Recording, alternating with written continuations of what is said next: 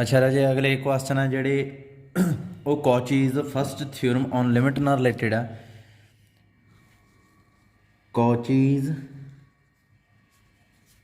First theorem on limit ये theorem हैगी आ 42 page ते स्पैक्ट्रम की बुक ते आ। ਇਹਦੀ ਡੈਫੀਨੇਸ਼ਨ ਕੀ ਆ?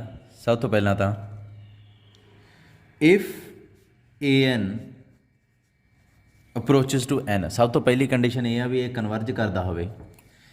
ਦੈਨ ਜਿਹੜਾ ਆਪਣੇ ਕੋਲੇ ਰਿਜ਼ਲਟ ਕੀ ਆ ਕਿ ਜੇ ਆਪਾਂ ਪਹਿਲੀਆਂ n ਟਰਮਸ ਨੂੰ ਜੋੜ ਲਈਏ, ਠੀਕ ਆ, ਤਾਂ ਉਹਨੂੰ n ਨਾਲ ਡਿਵਾਈਡ ਕਰ ਦਈਏ। ਜੇ ਦੇਖਿਆ ਜਾਵੇ ਮੀਨ ਆ ਪਹਿਲੀਆਂ n ਟਰਮਸ ਦਾ, ਤਾਂ ਇਹ ਜਿਹੜਾ ਨਵਾਂ ਸੀਕੁਐਂਸ ਬਣ ਗਿਆ ਇਹਦਾ ਨਾਮ ਰੱਖ ਲਿਆ xn। ਇਹ ਵੀ ਹੈ ਜਿਹੜਾ ਸੇਮ ਟਰਮ ਨੂੰ ਹੀ ਕਨਵਰਜ ਕਰੂਗਾ, l ਨੂੰ ਹੀ ਕਨਵਰਜ ਕਰੂਗਾ। ਇਹ ਕੌਚੀਜ਼ ਥਿਓਰਮ ਹੈ, ਇਹਦਾ ਪ੍ਰੂਫ ਬਾਅਦ 'ਚ ਕਰਾਂਗੇ। ਆਪਣੇ ਕੋਲੇ ਰਿਜ਼ਲਟ ਆ ਜਿਹੜਾ ਉਹ ਮੈਂ ਪ੍ਰੂਫ ਕਰਨ ਲੱਗਾ ਇਹਦੀ ਹੈਲਪ ਨਾਲ। ਕੁਐਸਚਨ ਤੁਹਾਡੇ ਕੋਲੇ ਦਿੱਤਾ ਹੋਊਗਾ, ਇਹ question number 41। If xn greater than 0 ਆ ਐਂਡ ਲਿਮਿਟ ਆ ਜਿਹੜੀ ਉਹ n approaches to infinity xn is equal to l ਦਿੱਤੀ ਹੋਈ ਆ। ਟੂ ਪ੍ਰੂਵ ਕਰਨਾ limit n approaches to infinity x1 x2 up to so on xn ਇਹਦੀ power 1/n ਆ ਜਿਹੜਾ ਇਹ ਵੀ l ਹੀ ਆਉਂਦੀ ਆ। ਜੇ ਦੇਖਿਆ ਜਾਵੇ ਨਾ ਆਹ ਥਿਊਰਮ ਤੇ ਆਹ ਰਿਜ਼ਲਟ ਇਹ ਦੋਵੇਂ ਇੱਕੋ ਜਿਹੇ ਹੀ ਆ। ਕਿਉਂ ਇੱਕੋ ਜਿਹੇ ਆ? ਆਹ ਜਿਹੜਾ ਨਾ ਜੋਮੈਟ੍ਰਿਕ ਮੀਨ ਆ ਰਾਜੇ, ਆਹ ਜਿਹੜਾ ਅਰਥਮੈਟਿਕ ਮੀਨ ਆ ਕਿਹੜਾ ਪਹਿਲੀਆਂ n ਟਰਮਸ ਦਾ, ਇਹ ਪਹਿਲੀਆਂ n ਟਰਮਸ ਦਾ ਕੀ ਆ? ਜੋਮੈਟ੍ਰਿਕ ਮੀਨ। ਸੋ ਉਹ ਵੀ ਇਹਦਾ ਮਤਲਬ ਅਰਥਮੈਟਿਕ ਮੀਨ ਹੋਵੇ ਭਾਵੇਂ ਜੋਮੈਟ੍ਰਿਕ ਮੀਨ ਹੋਵੇ, ਉਹ ਕਨਵਰਜ ਸੇਮ ਨੂੰ ਹੀ ਕਰਦੇ ਹੁੰਦੇ ਆ। ਸੋ ਸੋਲਿਊਸ਼ਨ ਆ ਇਹਦਾ ਕਿਵੇਂ ਕਰੀਏ? ਸਭ ਤੋਂ ਪਹਿਲਾਂ ਆਹ ਜਿਹੜਾ ਸੀਕੁਐਂਸ ਆ ਇਹਦੇ ਆਪਾਂ ਨੂੰ ਦੇਖਣਾ ਪੈਣਾ। ਸਿੰਸ xn ਆ ਜਿਹੜਾ ਉਹਦੀ ਲਿਮਿਟ ਕੀ ਆ? l ਆ। ਜੇ ਦੋਵੇਂ ਪਾਸੇ ਆਪਾਂ log ਅਪਲਾਈ ਕਰ ਲਈਏ ਤਾਂ ਆਪਣੇ ਕੋਲ limit n approaches to infinity log xn is equal to log l ਬਣ ਜਾਊਗਾ। ਠੀਕ ਆ। ਸੋ ਹੁਣ ਆਪਾਂ ਅੱਗੇ ਕੀ ਕਰਾਂਗੇ? ਇਹਨੂੰ 1 ਮੰਨ ਲੈਂਦੇ ਹਾਂ। ਠੀਕ ਹੈ, ਨਿਊ ਲਿਮਿਟ ਆ ਗਈ ਹੈ, ਇੱਕ ਨਵਾਂ ਸੀਕੁਐਂਸ ਬਣ ਗਿਆ ਕਿਹੜਾ? log xn। ਹੁਣ ਇੱਧਰੋਂ ਸ਼ੁਰੂ ਹੋ ਜਾਓ। ਠੀਕ ਹੈ, ਤੇ ਆਪਾਂ ਕੀ ਕਰਦੇ ਹਾਂ? ਜੇ ਇਸ ਤਰ੍ਹਾਂ ਕਰੋ, ਇੱਕ ਸੀਕੁਐਂਸ ਕੰਸੀਡਰ ਕਰੋ log x1 log x2 log xn ਦੇ over n limit n approaches to infinity. ਇਹਦਾ ਆਨਸਰ ਜੇ ਦੱਸਣਾ ਹੋਵੇ ਤਾਂ ਤੁਸੀਂ ਕੀ ਆਊਗਾ ਰਾਜੇ? ਆ ਜਿਵੇਂ ਆ ਇਹ ਥਿਓਰਮ ਨੂੰ ਸਮਝਣਾ ਹੋਵੇ ਤਾਂ ਆਹ ਸੀਕੁਐਂਸ ਜਿੱਧਰ ਨੂੰ ਕਨਵਰਜ ਕਰਦਾ, ਆਹ ਸੀਕੁਐਂਸ ਕਿੱਧਰ ਨੂੰ ਕਨਵਰਜ ਕਰੂਗਾ? ਉੱਤੇ। ਜੇ ਇਹਨੂੰ ਭੁੱਲ ਜਗੇ ਆਪਾਂ, ਕੱਲਾ ਆਹੀ ਸੀਕੁਐਂਸ ਦਿੱਤਾ ਹੋਵੇ ਤਾਂ ਇਹ ਕਿੱਧਰ ਨੂੰ ਕਨਵਰਜ ਕਰੂਗਾ? ਜਿੱਧਰ ਨੂੰ ਆਹ ਕਨਵਰਜ ਕਰੂਗਾ, ਲਾਸਟ ਵਾਲਾ। ਠੀਕ ਹੈ, ਇਹੀ ਆ ਨਾ an। ਸੋ ਉਸ ਹਿਸਾਬ ਨਾਲ ਆਹ ਕਿੱਧਰ ਨੂੰ ਕਨਵਰਜ ਕਰਦਾ? ਇਹ ਆਪਾਂ ਉੱਪਰ ਹੀ ਲਿਖਿਆ ਹੈ ਆ log l ਨੂੰ। ਸੋ ਇਹ log l ਨੂੰ ਕਨਵਰਜ ਕਰੂਗਾ। ਠੀਕ ਹੈ, ਸਾਰਾ ਇਹ ਬਾਏ ਇੱਥੇ ਲਿਖ ਦਈਦਾ ਹੁੰਦਾ, ਰੀਜ਼ਨ ਪਾ ਦਈਦਾ bye ਕੌਚੀਜ਼ first theorem.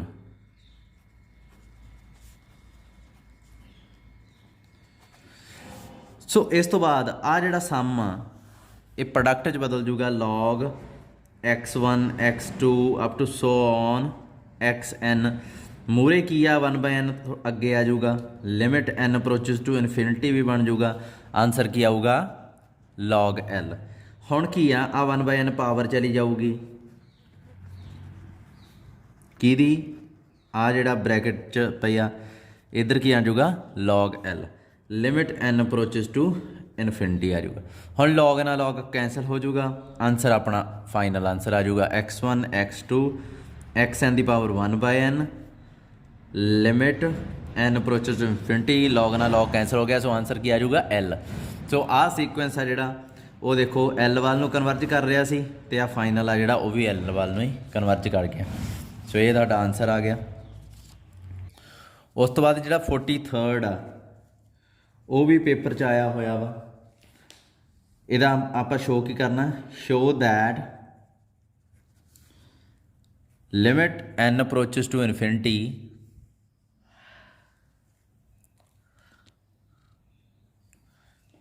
n approaches to infinity 1 by n 1 plus 2 1 by 2 3 1 by 3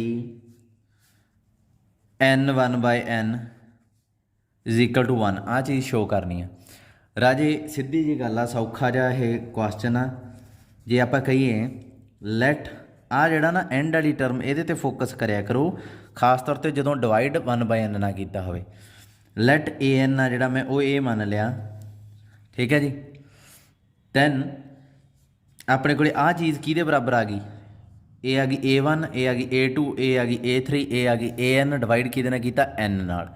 ਸੋ ਇਹ ਕੌਚੀਜ਼ ਸੈਕੰਡ ਥਿਊਰਮ ਵਾਲੀ ਚੀਜ਼ ਹੀ ਬਣ ਗਈ ਹੁਣ, ਠੀਕ ਹੈ। ਹੁਣ ਆਪਾਂ ਨੂੰ ਇੱਕ ਚੀਜ਼ ਦੇਖਣੀ ਪਊ ਵੀ ਇਹ ਕਿਹਦੇ ਵੱਲ ਨੂੰ ਕਨਵਰਜ ਕਰਦਾ, ਸਭ ਤੋਂ ਪਹਿਲਾਂ ਦਾ। ਸੋ ਇਹ ਨੰਬਰ ਆ ਨਾ ਜਿਹੜਾ, ਇਹ ਵੀ ਯਾਦ ਰੱਖਿਓ ਕਿ ਆਪਣੇ ਕੋਲੇ ਇਹ ਮੇ ਵੀ ਇਹਦੇ 'ਚ ਹੋਵੇ ਕੌਚੀਜ਼ ਸੈਕੰਡ ਥਿਊਰਮ ਔਨ ਲਿਮਿਟ ਹੋਵੇ, ਕੌਚੀਜ਼ ਫਸਟ ਥਿਊਰਮ ਹੋਈ ਆ, ਸੈਕੰਡ ਥਿਊਰਮ ਔਨ ਲਿਮਿਟ 'ਚ ਸ਼ਾਇਦ ਲਿਖਿਆ ਹੋਵੇ ਇਹ। ਇੱਕ ਮਿੰਟ ਵੇਟ ਕਰੋ, ਇਹਦੇ 'ਚ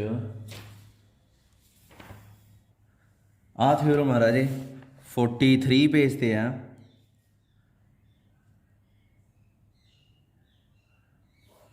ਕੌਚੀਜ਼ ਸੈਕੰਡ ਥਿਊਰਮ ਔਨ ਲਿਮਿਟ, ਇਹਦੀ ਹੈਲਪ ਨਾਲ ਆਪਾਂ ਇਹਦੀ ਲਿਮਿਟ ਚੈੱਕ ਕਰ ਸਕਦੇ ਹਾਂ। ਵੀ ਨੋ ਦੈਟ ਇੱਥੇ Cauchy's second theorem on limit ਆ,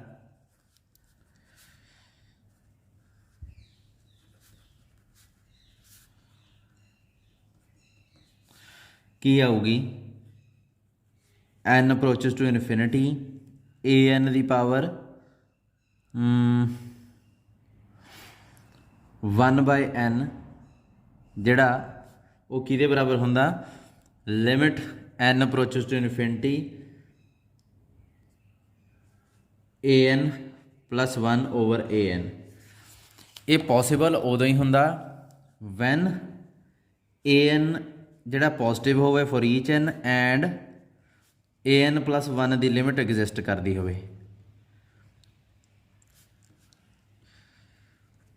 ਠੀਕ ਹੈ ਜੀ। ਹੁਣ ਮੈਂ ਇਹਦੀ ਲਿਮਿਟ ਦੇਖਣੀ ਆ ਵੀ ਕਲੇਮ ਕਰ ਲਓ n the power 1 by n the limit ਆ ਜਿਹੜੀ ਇਹ ਕਿੰਨੀ ਆਉਂਦੀ ਆ, 1 ਆਉਂਦੀ ਹੈ। ਇਹ 1 ਨਹੀਂ ਆਉਂਦੀ ਹੁੰਦੀ ਹੈ। ਕਿਵੇਂ ਚੈੱਕ ਕਰੀਏ ਹੁਣ ਇਹਨੂੰ, ਆਹ ਦੇਖੋ, ਬਾਕੀ ਸਾਰਾ ਭੁੱਲ ਜਾਓ, an ਦੀ ਪਾਵਰ 1 ਬਾਈ n ਆ, ਜੋ ਅੰਦਰ ਪਿਆ ਉਹਦੀ 1 ਬਾਈ n ਆ। ਸੋ ਇੱਥੇ ਅੰਦਰ ਕੀ ਪਿਆ, n। ਸੋ ਇਹਨੂੰ ਮੈਂ ਮੰਨ ਲੈਣਾ let bn is equal to n, ਠੀਕ ਹੈ ਜੀ। ਹੁਣ limit n approaches to infinity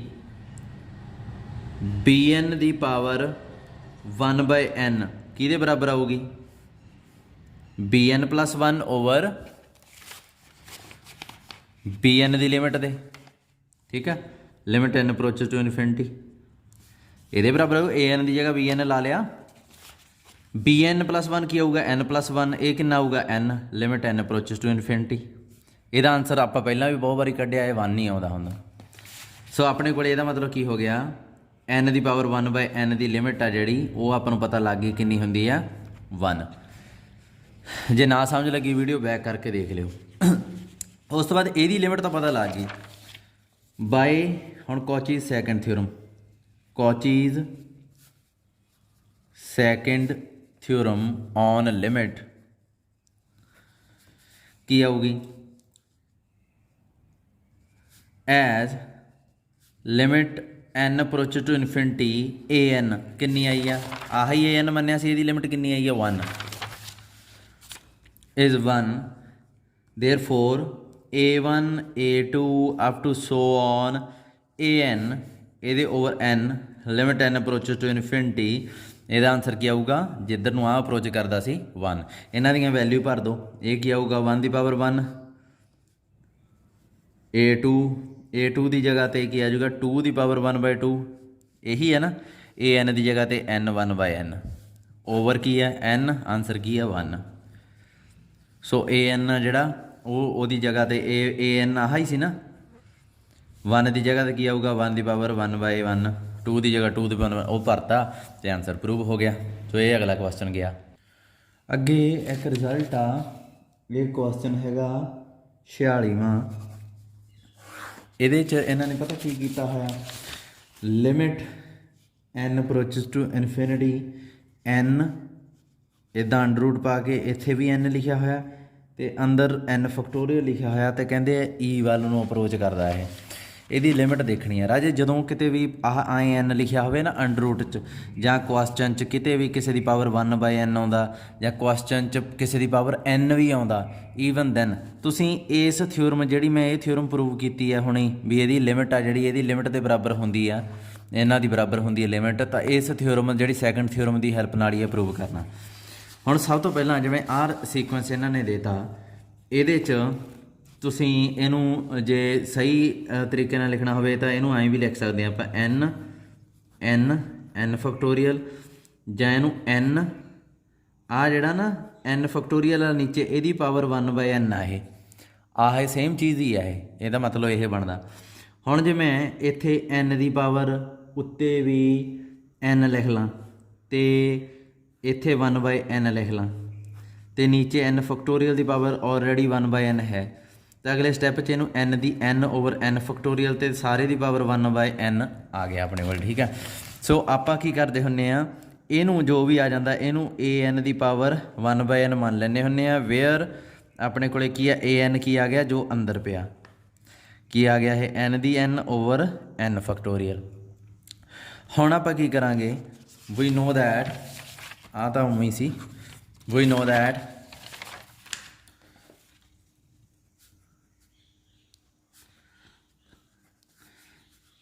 limit n approaches to infinity an 1/n is equal to limit n approaches to infinity an plus 1/an ਹੁੰਦੀ ਆ ਵੈਨ ਇਹ ਚੀਜ਼ ਜ਼ਰੂਰ ਦੇਖਣੀ ਆ ਵੀ an ਜਦੋਂ ਪੋਜ਼ੀਟਿਵ ਹੋਵੇ and an plus 1/an exist ਕਰਦਾ ਹੋਵੇ।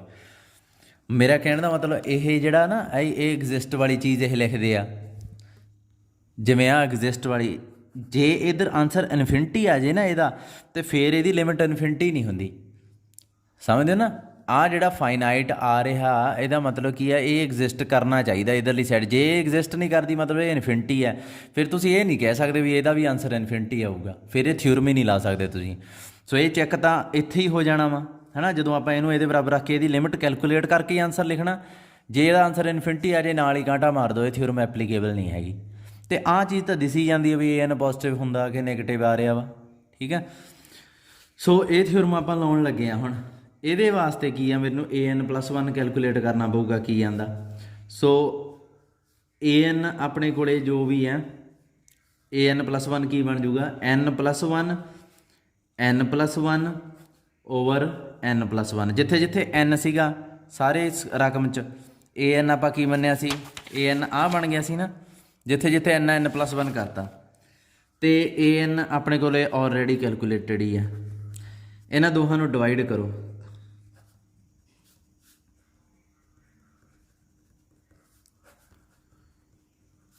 ਆਹ ਜਿਹੜਾ ਘੁੰਮ ਕੇ ਉੱਪਰ ਚਲਿਆ ਜਾਊ ਫੈਕਟੋਰੀਅਲ, n ਦੀ n ਥੱਲੇ ਆ ਜਾਊਗਾ।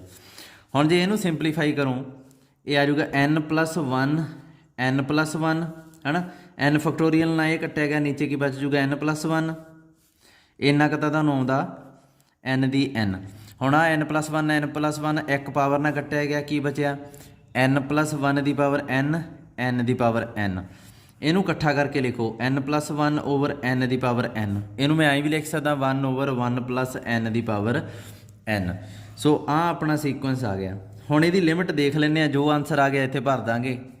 ਠੀਕ ਹੈ, so limit n approaches to infinity an plus 1 over an, limit n approaches to infinity 1 plus 1/n ਦੀ n, ਇਹ ਆਨਸਰ ਆਊਗਾ e। ਰਾਜੇ ਇਹ ਚੀਜ਼ e ਦੀ ਪਾਵਰ 1 ਕਿਉਂ ਆਊਗਾ, limit n approaches to infinity 1 plus x/n ਦੀ ਪਾਵਰ n, ਜਿਹੜਾ ਇਹਦਾ ਆਨਸਰ ਆਉਂਦਾ ਹੁੰਦਾ e ਦੀ ਪਾਵਰ x। ਸੋ x ਦੀ ਜਗ੍ਹਾ ਇੱਥੇ 1, ਸੋ ਇਹ e ਆ ਜਾਊਗਾ e ਦੀ ਪਾਵਰ 1। ਪਰ ਆਪਾਂ ਨੂੰ ਪਤਾ ਇੱਥੇ ਆਨਸਰ ਸੇਮ ਹੀ ਆਉਣਾ, ਇਹਦਾ ਮਤਲਬ limit n approaches to infinity a ਦੀ n ਅਤੇ 1/n, ਇਹ ਕੀ ਆਨਸਰ ਆ ਗਿਆ e। ਇੱਥੇ a ਦੀ n ਦੀ ਵੈਲਿਊ ਭਰ ਦਿਓ, ਫਿਰ limit n approaches to infinity a ਦੀ n ਕੀ ਸੀਗਾ n ਦੀ n ਓਵਰ n ਫੈਕਟੋਰੀਅਲ ਉਹਦੀ ਸਾਰੇ ਦੀ ਪਾਵਰ ਕੀ ਬਣ ਗਿਆ 1/n ਇਹਦਾ ਆਨਸਰ ਕੀ ਆ ਗਿਆ e।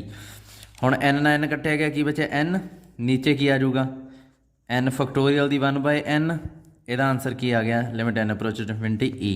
ਇਹ ਦੇਖੋ ਇਹ ਸੇਮ ਰਕਮ ਬਣ ਗਈ ਜੋ ਆਪਣੀ ਦਿੱਤੀ ਹੋਈ ਹੈ। ਸੋ ਇਹ ਹੈ ਨਾ ਜਿਹੜੀ ਸਿੱਧੀ ਜੀ ਗੱਲ ਆ an ਆ ਜਿਹੜਾ ਤੁਸੀਂ ਕੀ ਮੰਨਣਾ ਹੁੰਦਾ ਜਦੋਂ ਆਹ ਦੇਤਾ 1/n ਪਾਵਰ ਬਣ ਗਈ ਨਾ ਇਹਦੀ ਸਾਰੀ ਦੀ ਪਾਵਰ n ਕਰ ਲਓ ਕੀ ਬਣਿਆ n ਦੀ n ਆ ਨੀਚੇ ਵਾਲਾ n ਕੱਟਿਆ ਗਿਆ ਆ ਜੋ ਬਣ ਗਿਆ ਨਾ ਸਾਰੀ ਦੀ ਪਾਵਰ n ਕਰ ਦਈਦੀ ਹੈ ਜਿੱਥੇ 1/n ਬਣ ਗਿਆ ਪਾਵਰ n ਕਰਕੇ an ਮੰਨ ਲਈਦਾ ਆਹ ਦੇਖੋ ਠੀਕ ਹੈ। ਜਦੋਂ ਆਨਸਰ ਲਿਖਣਾ ਜਿਵੇਂ ਆਹ ਮੈਂ ਆਨਸਰ ਲਿਖਿਆ ਫਿਰ ਪਾਵਰ ਉਹਦੀ 1/n ਕਰ ਦਿਓ ਆਨਸਰ ਸੇਮ ਹੀ ਚੱਲੀ ਜਾਂਦਾ ਹੁੰਦਾ ਠੀਕ ਹੈ। ਵੀਡੀਓ ਬੈਕ ਕਰਕੇ ਦੇਖ ਲਿਓ ਜੇ ਪ੍ਰੋਬਲਮ ਹੋਈ। ਉਸ ਤੋਂ ਬਾਅਦ ਜਿਹੜਾ 47ਵਾਂ ਕੁਐਸਚਨ ਆ ਰਾਜੇ ਇਹ ਪੇਪਰ 'ਚ ਆਇਆ ਹੋਇਆ ਆਹ ਕੁਐਸਚਨ ਦੇਖੋ ਇਹ ਮੈਂ ਹੁਣੇ ਹੀ ਕਰਾ ਕੇ ਹਟਿਆ n ਦੀ ਪਾਵਰ 1/n ਦੀ ਲਿਮਿਟ 1 ਕਿਵੇਂ ਪ੍ਰੂਵ ਕਰੀਦੀ ਹੈ ਇਹ ਤੁਸੀਂ ਆਪ ਕਰ ਲੈਣਾ। ਅੱਗੇ ਇੱਕ 47ਵੇਂ ਦਾ ਹੀ ਇੱਕ ਪਾਰਟ ਆ 8ਵਾਂ ਪਾਰਟ ਰਾਜੇ ਇਹਦਾ ਮੈਂ ਹਿੰਟ ਦੇਣ ਲੱਗਾ ਕਿਉਂਕਿ ਸਾਰੇ ਕੁਐਸਚਨ ਬਹੁਤ ਸੌਖੇ ਆ ਤੇ ਸਿੱਧੇ ਸਿੱਧੇ ਜਿਹੇ ਕੁਐਸਚਨ ਆ ਇਹਦੇ ਚੋਂ ਇਹਦੀ ਵੈਲਿਊ ਕੈਲਕੂਲੇਟ ਕਰਨੀ ਆ। ਸੋ ਕਲੀਅਰਲੀ an ਆ ਜਿਹੜਾ ਉਹ ਕੀ ਹੋਊਗਾ ਜੋ ਵਿੱਚ ਪਿਆ ਜਾਂ ਇੱਥੇ ਲੈਟ ਲਿਖੋ ਕਿਉਂਕਿ ਆਪਾਂ ਨੂੰ ਕਿਵੇਂ ਪਤਾ ਲੱਗਿਆ ਵੀ ਇਹੀ an ਆਪਾਂ ਮੰਨ ਲਿਆ ਠੀਕ ਹੈ। ਨਾਓ an + 1 ਕੀ ਆਊਗਾ ਤੇ ਓਵਰ an ਇਹਨੂੰ ਡਿਵਾਈਡ ਕਰੋ 2n + 1 3n + 1 2n + 3n। ਹੁਣ ਸਭ ਤੋਂ ਵੱਡੀ ਪਾਵਰ ਕਿਹਦੀ ਕਾਮਨ ਕੱਢੋਗੇ 2 ਨੂੰ ਕਿ 3 ਨੂੰ ਆਪਾਂ ਨੂੰ ਪਤਾ 3/2 1 ਤੋਂ ਵੱਡਾ 2/3 1 ਤੋਂ ਛੋਟਾ ਸੋ ਮੈਂ 3 ਨੂੰ ਕਾਮਨ ਕੱਢਣ ਲੱਗਾ ਇਹ ਆ ਤੁਹਾਨੂੰ ਆਪੇ ਸਮਝ ਲੱਗ ਜਾਊਗੀ ਵੀ ਕਿਉਂ ਕੀਤਾ ਹੈ। 3 ਨੂੰ ਕਾਮਨ ਕੱਢਿਆ 3 ਦੀ n + 1 ਨੂੰ ਕੀ ਬਚ ਜੂਗਾ 2/3 n + 1 + 1 ਨੀਚੋਂ ਵੀ 3 ਦੀ n ਕਾਮਨ ਕੱਢਿਆ 2/3 n + 1 ਇਹਨੂੰ ਇਹਦੇ ਨਾਲ ਕੱਟਿਆ ਗਿਆ 3 ਇੱਕ ਪਾਵਰ ਰਹਿ ਗਈ ਉਹ ਮੈਂ ਇੱਥੇ ਲਿਖਤੀ ਠੀਕ ਆ ਬਾਕੀ ਕੱਟਿਆ ਗਿਆ ਜਿਹੜਾ ਸਾਰਾ 3 ਦੀ ਇੱਕ ਪਾਵਰ ਹੈਗੀ ਇਹ ਇਹਦੇ ਨਾਲ ਪੂਰੀ ਤਰ੍ਹਾਂ ਕੈਂਸਲ ਹੋ ਗਿਆ। ਹੁਣ ਇਹਦੀ ਲਿਮਿਟ ਲੈ ਲਓ limit n approaches to infinity limit n approaches to infinity limit n approaches to infinity ਰਾਜੇ ਇਹਦਾ ਆਨਸਰ ਆਊਗਾ 3। ਆਹ ਦੇਖੋ ਹੁਣ ਜੇ x ਦੀ ਪਾਵਰ ਜੇ 1 ਤੋਂ ਛੋਟੀ ਹੋਵੇ ਹੁਣ ਤੁਹਾਨੂੰ ਪਤਾ ਲੱਗੂਗਾ ਕਿਉਂ 1 ਤੋਂ ਛੋਟਾ ਲਿਆ ਸੀ 1 ਤੋਂ ਛੋਟੀ ਹੋਵੇ ਉਹਦੀ power n + 1 limit n approaches to infinity ਕਰੀਏ x ਦੀ n ਨਹੀਂ ਹੋਵੇ ਭਾਵੇਂ n + 1 ਵੀ ਨਹੀਂ ਲੋੜ ਤਾਂ ਇਹ ਕੀ ਹੁੰਦਾ 0 ਹੋ ਜਾਂਦਾ। ਅਦਰਵਾਈਜ਼ ਜੇ x 1 ਤੋਂ ਵੱਡਾ ਹੋਵੇ ਤਾਂ ਇਹ ਇਨਫਿਨਿਟੀ ਹੋ ਜਾਂਦਾ ਫਿਰ ਇਹ ਇਨਫਿਨਿਟੀ ਫਾਰਮ ਬਣ ਜਾਣਾ ਸੀਗਾ ਪਰ ਹੁਣ ਉਹੋ ਜਿਹੀ ਪ੍ਰੋਬਲਮ ਨਹੀਂ 0 ਬਣ ਜੂਗਾ ਚਾਹੇ ਇੱਥੇ n + 2 ਹੋਵੇ 3 ਹੋਵੇ 2n ਹੋਵੇ 4n ਹੋਵੇ ਜੋ ਵੀ ਹੈ ਸੀਕੁਐਂਸ ਦੀ ਕਨਵਰਜੈਂਸ ਸੇਮ ਪੁਆਇੰਟ ਨੂੰ ਹੀ ਜਾਂਦੀ ਹੁੰਦੀ ਹੈ ਸੀਰੀਜ਼ 'ਚ ਸਮ ਬਦਲ ਜਾਂਦਾ ਹੁੰਦਾ। ਚਲੋ ਇਹ ਕੀ ਆ ਗਿਆ 0 + 1 ਸੋ ਆਨਸਰ ਆਪਣਾ ਕਿੰਨਾ ਆ ਗਿਆ 3। ਇਹਦਾ ਮਤਲਬ ਕੀ ਆ ਕਿ limit n approaches to infinity an 1/n ਜਿਹੜਾ ਉਹ ਕਿੰਨਾ ਹੋਊਗਾ ਇਹਦੇ ਬਰਾਬਰ ਇਹ ਕਿੰਨਾ ਆ ਗਿਆ 3 ਸੋ ਆਪਣਾ ਐਗਜ਼ੈਕਟ ਆਨਸਰ ਵੀ ਕਿੰਨਾ ਹੋਊਗਾ ਆ ਦੇਖੋ ਇਹ ਇਹਦੇ ਬਰਾਬਰ ਆ ਇਹ ਕਿੰਨਾ 3 ਸੋ ਇਹਦੀ ਵੈਲਿਊ an ਦੀ ਭਰ ਦਿਓ ਕੀ ਆਊਗਾ 2n + 3n ਉੱਪਰ ਕੀ ਬਣ ਗਿਆ 1/n ਇਹਦਾ answer 3 limit n approaches to infinity ਆਹ ਹੀ ਆਪਣਾ ਕੁਐਸਚਨ ਸੀਗਾ। ਸੌਖੇ ਆ ਕੁਐਸਚਨ ਇਹ ਕੋਈ ਇੰਨੇ ਔਖੇ ਨਹੀਂ ਐਂਡ ਤੇ ਸਗੋਂ ਸੌਖੇ ਹੋ ਜਾਂਦੇ ਆ। ਹੋਰ ਕਿਹੜਾ ਕੁਐਸਚਨ ਕਰੀਏ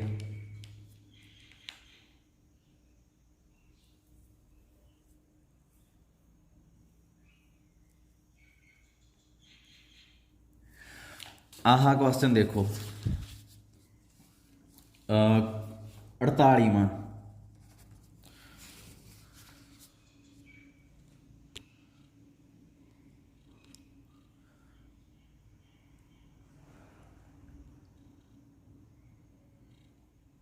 48ਵਾਂ ਕੁਐਸਚਨ ਦੇਖੋ ਆਪਾਂ ਨੂੰ ਦਿੱਤਾ ਕੀ ਹੈ limit n approaches to infinity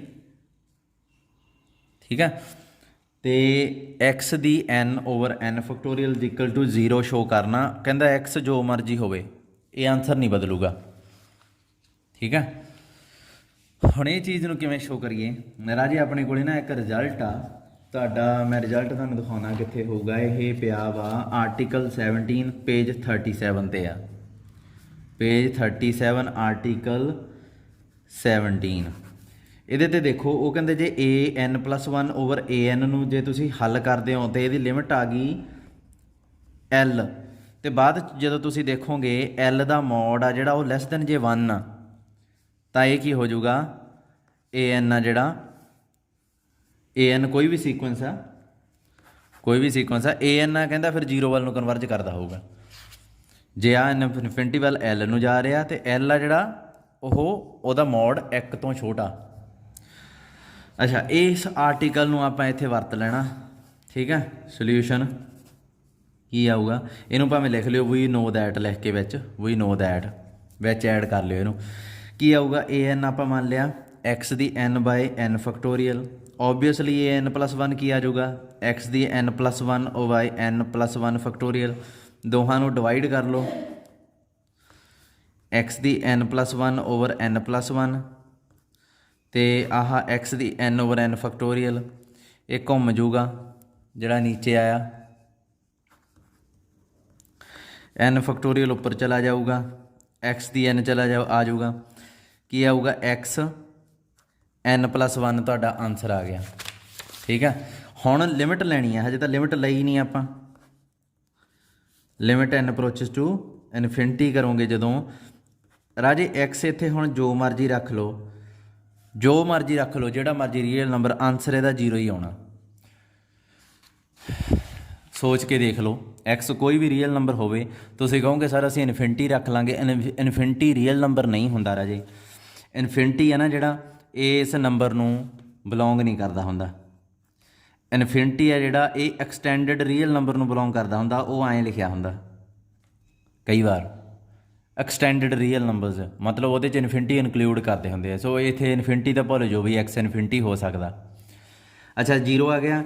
0 ਹੁਣ ਦੇਖੋ ਆਪਾਂ ਨੂੰ ਇਹੀ ਕਿਹਾ ਨਾ ਵੀ ਜਿਹੜਾ ਆਨਸਰ ਆਵੇ ਉਹਦਾ ਮੋਡ ਆ ਜਿਹੜਾ, ਐਂਡ 0 ਦਾ ਜਿਹੜਾ ਮੋਡ ਆ ਉਹ 1 ਤੋਂ ਛੋਟਾ ਨਾ। ਹਾਂ, 1 ਤੋਂ ਛੋਟਾ। ਇਹਦਾ ਮਤਲਬ ਕੀ ਆ ਕਿ an ਕੀ ਮੰਨਿਆ ਸੀ ਆਹ, ਇਹਦਾ ਆਨਸਰ ਕੀ ਹੋਊਗਾ limit n approaches to infinity 0 ਹੋਊਗਾ।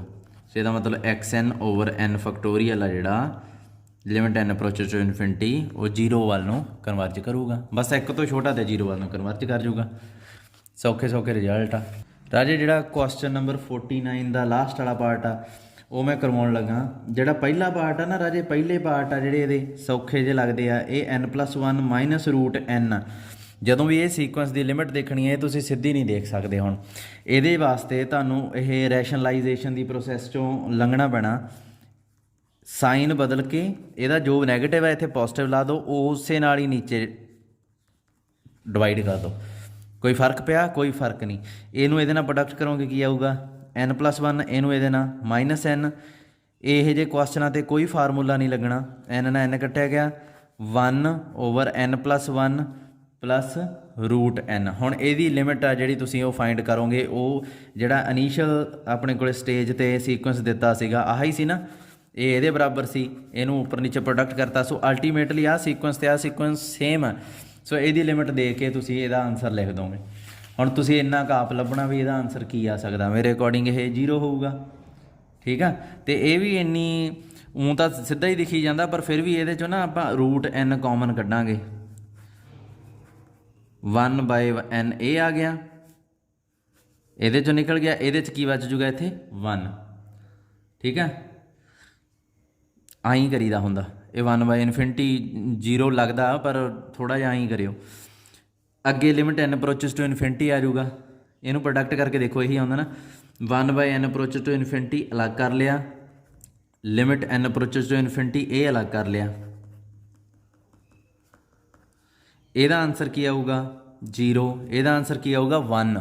ਸੋ ਆਨਸਰ ਇਜ਼ 0। ਸੋ ਇੱਦਾਂ ਹੱਲ ਕਰ ਲਈਦੇ ਹੁੰਦੇ ਆ। ਜਿਹੜਾ ਲਾਸਟ ਵਾਲਾ ਪਾਰਟ ਆ ਉਹ ਥੋੜ੍ਹਾ ਜਿਹਾ ਔਖਾ, ਉਹ ਮੈਂ ਕਰਨ ਲੱਗਾ ਹੁਣ।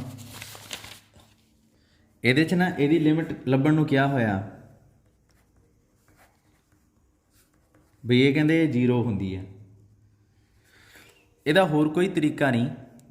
ਬੇਸਿਕਲੀ ਆਪਾਂ ਨੂੰ ਇਹੀ ਦੇਖਣਾ ਪਊਗਾ ਵੀ ਐਂ ਕਰੋ, ਇਹਨੂੰ ਅੱਡ ਸੀਕੁਐਂਸ ਮੰਨ ਲੈਂਦੇ ਹਾਂ, ਇਹਨੂੰ ਅੱਡ ਮੰਨ ਲੈਂਦੇ ਹਾਂ।